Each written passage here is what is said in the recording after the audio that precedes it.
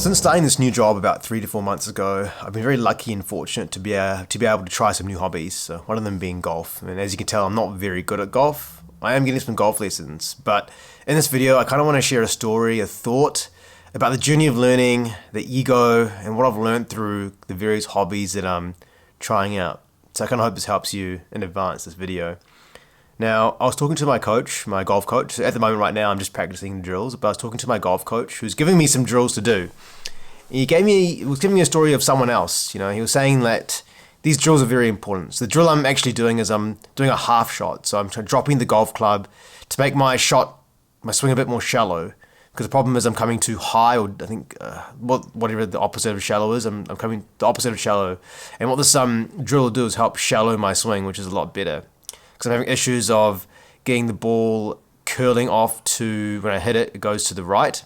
That's because of how I'm hitting the ball. But if I have a more shallow angle, it'll help me hit the ball straight, which is, I'm learning still. This is my maybe 4th, 5th week of learning golf, doing it once a week. But back to the story about my coach. He was coaching someone else, and he was telling me the importance of this particular drill that I'm doing. This drill that we actually don't look good, okay? And he would tell this person to do the drill, and he does the drill really well when he's with the coach.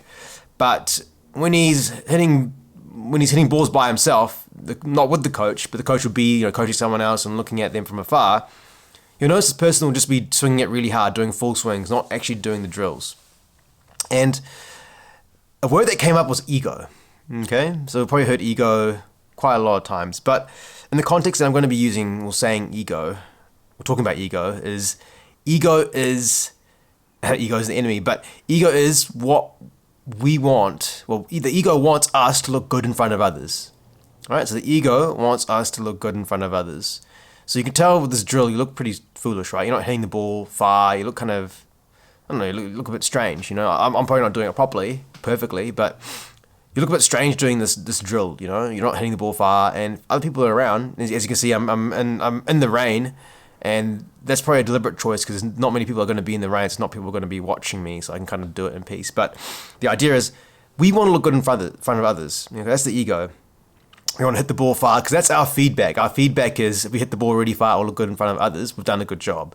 In this situation, I'm actually better off doing the drills because that's going to help me exaggerate the shallowness of my swing. So when it does come to a full swing, I can complete that full swing with that exaggeration, hopefully correcting what I'm doing wrong. And it's not enough to just get the drill once and then go back to full swings. You got to keep drilling and keep practicing that drill. But the issue is with this person, is that he would do the drill with the coach, but then when he's by himself, he's trying to smack the ball as hard as he can. Because I think it's all in us. We want to look good in front of others. We want to look perfect in front of others, even our best version of ourselves in front of others, and this can hinder our progress because doing full swings, hitting it really hard is not the point. Golf is about technique, and the better technique you have, the results are going to be better, but it's the long run. It takes time to get to that level of technique, and it takes a lot of humbleness, I'd say, humility to not rush things.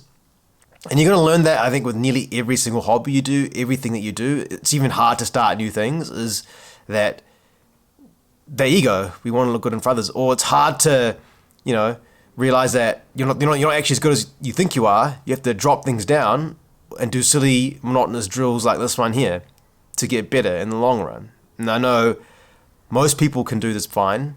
I'm someone who struggles with it, and I kind of want to share that idea with anyone out there who does struggle with it. Now, it's easy enough to be consistent at something you want to do, so you can just turn up and do it once a week, being consistent. But the hard part is we fall back to things that we find easy. So, for example, you might find it easy to swing a ball really hard, swing at a ball really hard because you can connect really well, hit it really far. But that's what we're defaulting to. And then if you're not drilling, you fall back into bad habits, and that's going to hurt you in the long run.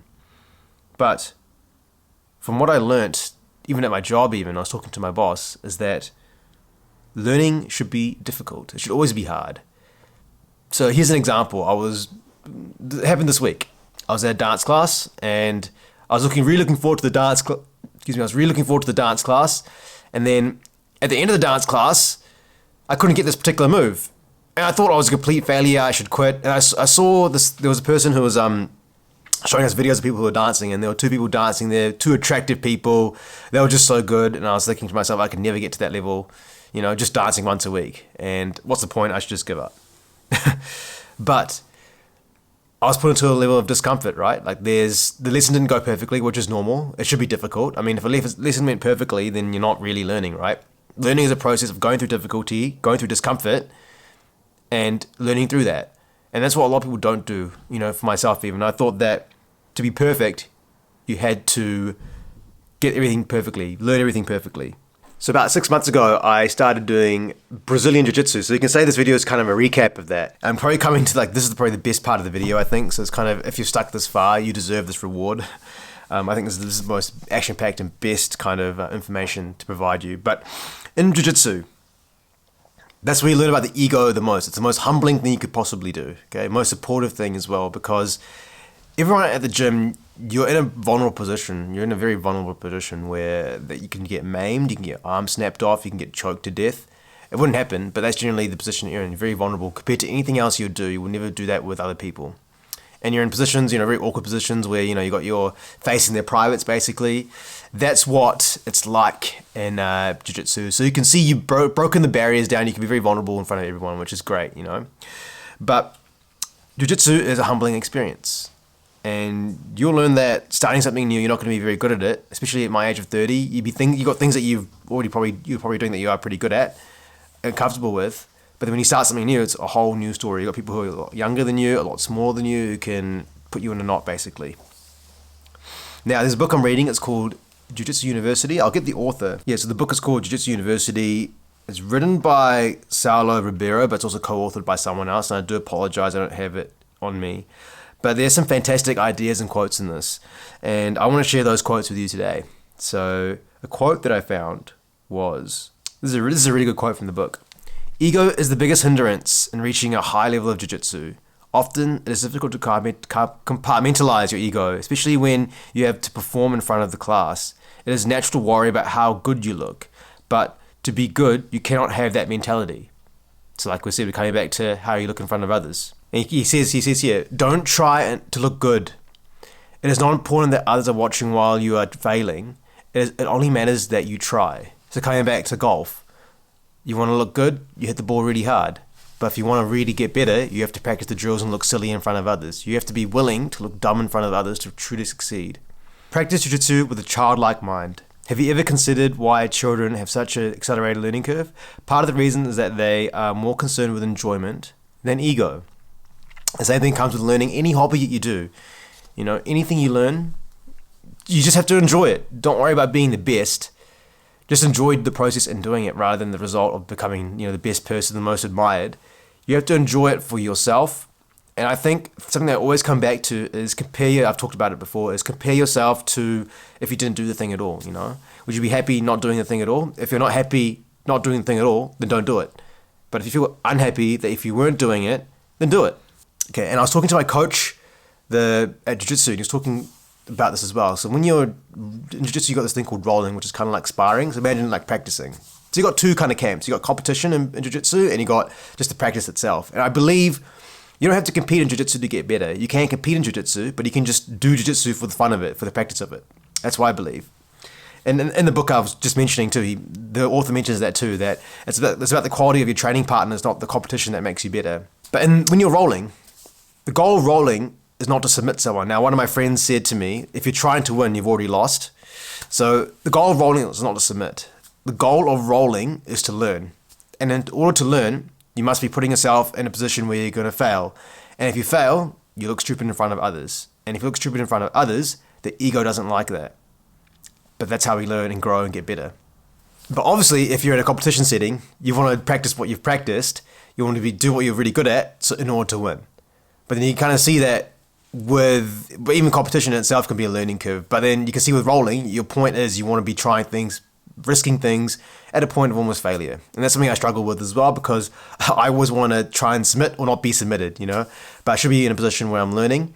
And my coach even said to me one time that I was rolling, I was getting frustrated, I was getting frustrated. I couldn't really submit. But then the frustration is normal, right? Like, you should be, the person I was against was much more experienced than me. He trains a lot harder than I do. Obviously, I'm going to lose, obviously I'm not going to be, well, not lose, but obviously I'm going to be submitted most of the time. So this is kind of natural and normal to think about. And this is quite recent. One more thing that I noticed when I was rolling with someone who was less experienced than me.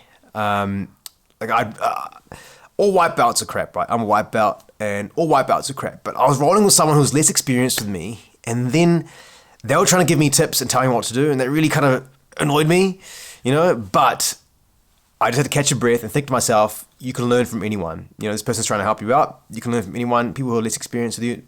But I'm at a point where I'm not more experienced than anyone. You're still crap anyway, but you can still learn from other people. And it's about reducing that ego and not really necessarily stopping it, but then realizing that that's the ego talking, You can always learn from someone and say thank you, and you can learn from anyone who's less experienced than you. Great. And just to end the video, I appreciate anyone who's stuck this far into the video. It's a bit rambly, this one, but I'm pretty interested to see if I'm actually keeping up with my hobbies. Another hobby I'm doing is flying as well. So I've got this book here on flying. So I'm going to go for my private pilot's license. So we'll see how we go in a year's time. That's another journey I could share as well. Started pole dancing as well, so it's going to be interesting. So still doing weightlifting as well. So it's kind of interesting to see how I go on this journey of learning. Learning is really fun. I'm really lucky in a position that I'm in at the moment to be able to do all these things before, life gets a bit more busy.